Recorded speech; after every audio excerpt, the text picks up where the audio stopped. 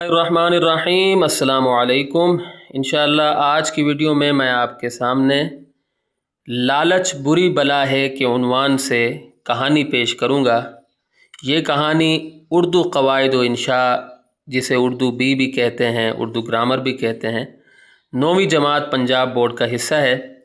और किताब में ये जो कहानी है ये रिवायती अंदाज़ में लिखी हुई थी, तो मैंने इस कहानी को तब्दील कर दिया है और ये कहानी मुख्तसर भी है बनिस्बत उस कहानी के जो किताब में है और आसान भी है। तो आइए हम आपके सामने ये कहानी पेश करते हैं ताकि आपको याद करने में आसानी हो। अगर आप दीगर कहानियों से मुतालिक वीडियोस देखना चाहते हैं तो इस वीडियो की डिस्क्रिप्शन में मौजूद लिंक को विज़िट करें। और अगर आप दीगर नोट्स देखना चाहते हैं उर्दू, इस्लामियात, इंग्लिश वगैरह के, तो हमारे इस चैनल की प्लेलिस्ट सेक्शन को विज़िट करें। तो आइए वीडियो शुरू करते हैं। कहानी लालच बुरी बला है। अदनान की परचून की दुकान शहर के मरकज़ी बाज़ार में थी। वो मेयार पर कोई समझौता नहीं करता था। अगरचे उसका रेट दूसरे दुकानदारों से ज़्यादा था, फिर भी उसके पास हर वक्त रश लगा रहता था। लोगों को मालूम था कि अदनान 5-10 रुपये ऊपर लेता है, मगर उसकी चीज़ मेयारी होती है।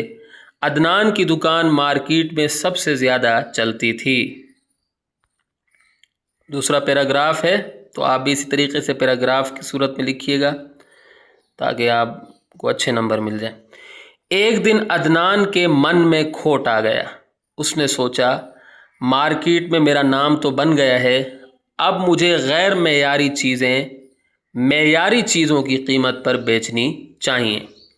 इस तरह ढेर सारे पैसे जमा कर लूँगा। चुनाचे उसने ऐसा ही किया। इस तरह मैं ढेर सारे पैसे जमा कर लूँगा। चुनाचे उसने ऐसा ही किया। शुरू में उसकी कमाई बहुत अच्छी हुई।